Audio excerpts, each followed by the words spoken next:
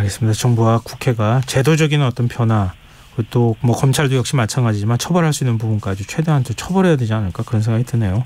네, 오늘 말씀 고맙습니다. 네, 감사합니다. 예, 지금까지 최명기 대한민국 산업현장 교수단 교수였습니다.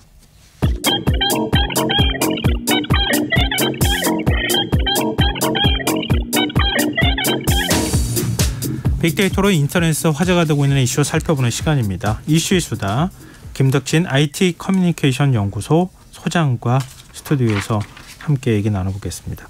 한 주간의 이슈 어떻게 보셨습니까? 네, 이번 한 주간에 뭐 여러 가지 이슈가 있었는데요. 이제 인터넷에서 이제 지난주 대비해서 가장 이제 이슈가 많이 올라온 주제가 이 스포츠 분야였고요. 네. 축구 분야입니다. 키워드는 월드컵 경기장인데요. 네. 지난 30일 밤에 이 서울 월드컵 경기장에서 맨체스터 시티와 아틀레티코 마드리드라는 이 두 팀이 한 OTT 플랫폼의 초청으로 인해서 경기를 했거든요. 네. 근데 관중이 64,185명이 모였습니다.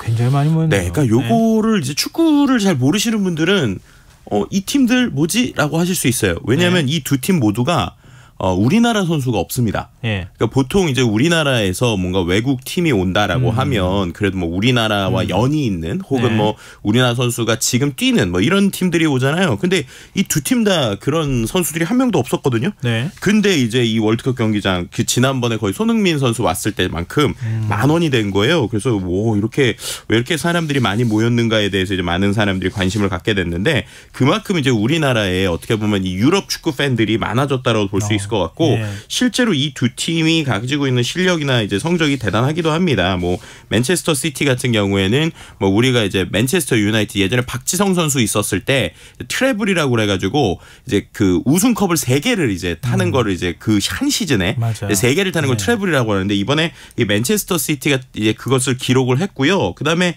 아틀레티코 마드리드 같은 경우에도 이제 스페인에 있는 팀이 상당히 유명하거든요.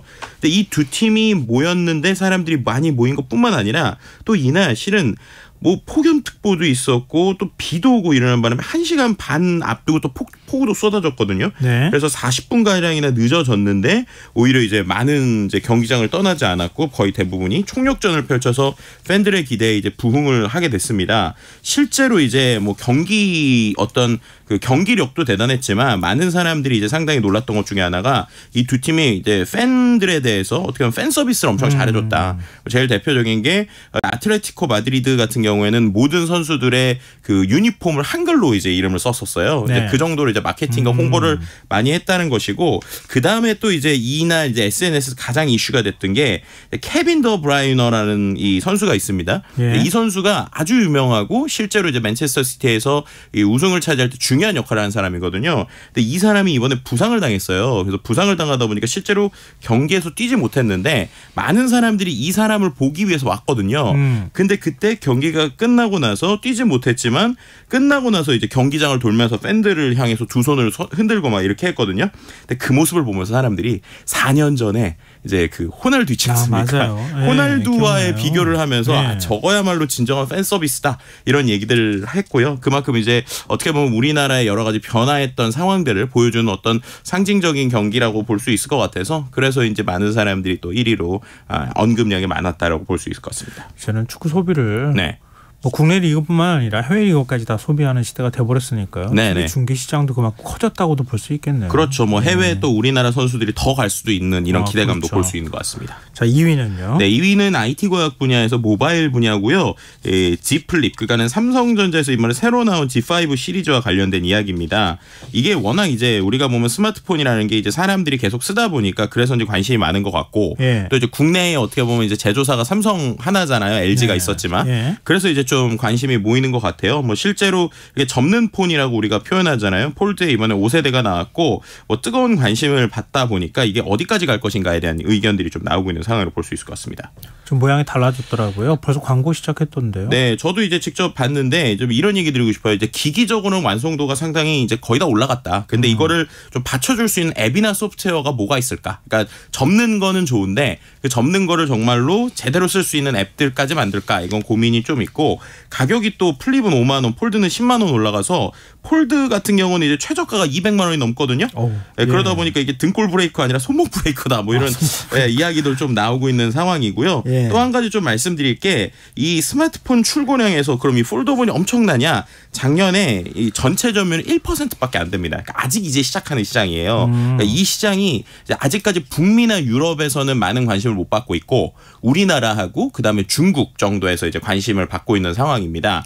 이제 이러다 보니까는 이 시장이 어떻게 커질 것이냐라고 하는 부분들에 있어서의 좀 어떻게 보면 삼성에 좀 고민이 있는 것 같고요. 그래서인지 우리나라에서 이번에 처음으로 시리즈 출시회를 열기도 했는데 결국에는 이제 국내에서의 인기 또 중국에서의 인기를 북미나 이 유럽까지 확장시킬 수 있느냐가 지금 어떻게 보면 삼성전자한테는 상당히 중요한 것이라고 볼 수 있을 것 같고요. 한 가지 더 말씀드리면 전 세계적으로 지금 대부분 스마트폰 시장이 좀 이렇게 구매율이 좀 떨어지고 있는데 거의 유일하게 오르고 있는 시장이 인도거든요. 그래서 그 인도에 실제로 요즘에 애플도 상당히 공격적으로 투자를 하고 있어요. 그래서 이번에 새로 나온 폰에 대해서도 지금 삼성에서 인도에 되게 체험 매장을 몇백 개씩 만들고 있거든요. 그래서 인도 시장에서 또 이 고가 폰이 얼마나 통할 것이냐라고 하는 것들이 또 이 삼성의 어떤 그 향후의 미래를 또 결정하는 부분이라고 볼 수 있을 것 같습니다. 애플도 뭐 준비한다고 폴더블 폰 낸다고 하는 얘기가 있던데요. 그렇죠. 그러니까 결국에는 애플에서 언제 나오냐가 되게 중요한 것 같아요. 왜냐하면 아까도 말씀드린 것처럼 삼성이 기계적으로는 업그레이드 하는데 그래서 뭔가 새로운 경험을 어떻게 줄 것이냐에 대해서는 아직까지 좀 해답을 저는 볼 때 아직 못 찾고 있다고 보거든요. 그런 부분에서 또 애플은 해답을 다 찾아야 그 다음에 내는 스타일이기 때문에 이제 그렇게 될 때 또 삼성에도 시너지가 좀 나지 않을까라는 기대감도 있는 것 같습니다. 그러니까요. 소프트웨어하고 하드웨어를 같이 만드는 시너지가 그렇게 무서운 것 같아요. 그러니까요. 소프트웨어까지 같이 하면 참 좋겠는데. 그러니까 항상 제가 바라는 바람인데 그게 오히려 좀 잘 안 되더라고요. 그러게 말입니다. 자, 3위 주제는요? 네, 3위 주제는 경제 분야고요. 키워드는 신혼입니다. 이게 뭐냐면은 이제 아마 많은 특히나 신혼부부분들이나 아니면 결혼을 이제 앞두시거나 결혼하신 분들은 많이 느끼실 건데 결혼을 하면 대출이 불리해지다 보니까 혼인신고를 미루는 신혼부부들이 많고 부동산 혜택을 받기 위해서 이른바 이제 위장 미혼, 그러니까 위장 이혼이 아니라 위장 미혼이 늘고 있다라는 얘기예요. 아, 결혼은 했지만 혼인신고를 늦추고 있다? 그렇죠. 그게 왜 그러냐면 일단은 예를 들면 대부분의 뭐 청년 전용 버팀목 전세 자금부터 시작해서 뭐 신혼부부 다자녀 가구 부부 등 뭐 여러 가지 것들이 이제 낮은 금리로 전세금을 빌릴 수 있게 해주는 거거든요. 근데 대출 조건이 부부 합산 연소득이 예를 들면은 5천만 원 이하여야 되는데 이게 결혼을 하게 되면은 7천만 원이 되게 되는 거예요. 이게 무슨 말이냐면 부부 합산으로 했을 때 솔직히 말하면은 한 사람이랑 두 사람이 있잖아요. 근데 우리가 보통 맞벌이를 하잖아요. 그러니까 갑자기 결혼을 하면은 이 그 소득액이 그러니까 거의 맞추기 어려운 수준이라는 것이죠. 그러니까 오히려 돈을 많이 벌면 대출을 받을 수 없는 상황이다 보니까. 근데 이게 보통 결혼을 하는 날짜가 아니라 혼인신고 날짜를 기준으로 모든 게 가게 돼요. 그렇게 되니까는 혼인신고를 계속 늦추거나 결혼을 해서 사는데 실제 서류상으로는 이제 혼인을 못하는 이런 상황들이 계속 이어지니까 결국 이제 댓글들에서도 나오는 게 아니 결혼하고 아기를 낳으면 오히려 대체를 혜택을 줘야지 어떻게 이런 소득 총액과 소득 총액에 대한 이러한 정책들이 아직도 있느냐 이런 부분부터 좀 해결을 해야 그래야 좀 마음 놓고 결혼할 수 있는 거 아니냐라고 하는 이야기들이 좀 계속 나오고 있는 상황이라고 볼 수 있을 것 같습니다. 아니 출생률 높이겠다고 필리핀에서 이주노동자까지 뭐 불러들인다고 가사노동자까지 불러들인다 그러면서 이거는 또 안 맞는 것 같아서. 그러니까요. 좀 이상하네요. 경제 분야에서 주목해봐야 할 또 다른 키워드가 있다. 네, 이것도 좀 흥미로운 키워드인데 현금 챌린지라고 하는 키워드입니다. 그러니까 혹시 현금 바인더라고 들어보셨어요? 현금 바인더? 네, 이게 현금 바인더 우리 그 수첩 같은 네네 맞습니다. 그 수첩인데 그 투명 수첩인데 거기에다가 현금을 미리 하나씩 넣어놓는 거예요. 혹은 또 요일에 맞춰서 52주 챌린지라고 그래서 돈을 일주일 단위로 넣어놓을 수 있는 현금 박스 이런 것들이 있습니다. 결국에는 눈에 안 보이는 카드보다 눈에 보이는 현금은 덜 쓰게 되니까 이 부분에서 좀 절약을 하면서 즐겁게 어떻게 보면 아끼는 이런 고물가를 이겨낸 MZ세대들의 키워드 현금 챌린지라고 볼 수 있습니다. 자, 4위 주제도 가볼까요? 네, 4위 주제는 산업 분야고요. 산업 분야에서도 아까 말씀드린 것처럼 좀 약간 예전에 썼던 거에 비슷한 모습들이 나오는 것 같은데 레트로 키워드가 나오고 있어요. 그래서 옛 것이 힙하다 뭐 이런 거고요.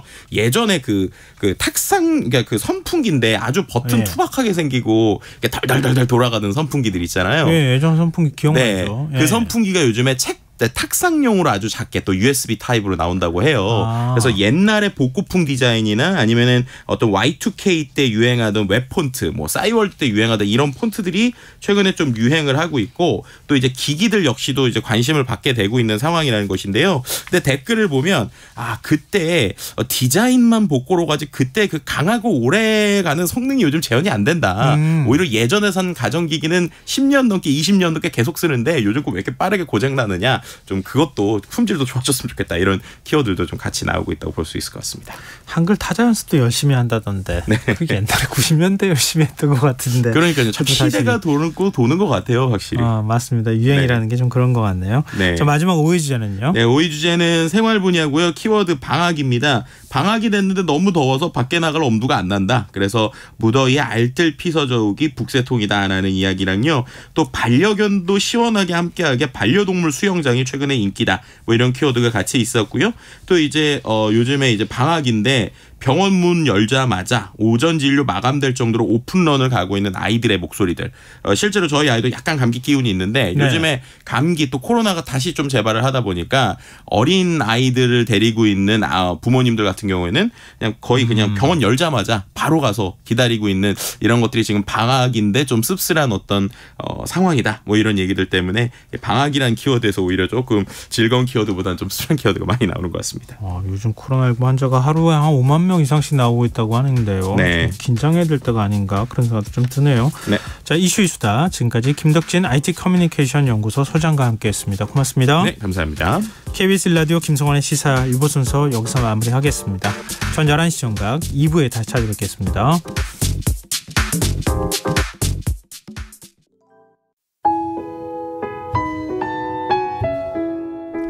청취자 여러분, 위기가정을 찾아주세요. 어려운 경제 상황 속에서 긴급한 경제적 지원이 필요한데도 복지 사각지대에 놓여 있어 아무런 지원도 받지 못하고 극한 상황으로 내몰리고 있는 위기가정이 늘고 있습니다. KBS 강태원 복지재단에서는 사회안전망에서 벗어나 위기에 처해 있는 가정을 발굴해 긴급 지원하는 사업을 진행합니다. 여러분 주위에 스스로의 힘만으로는 도저히 일어설 수 없는 힘든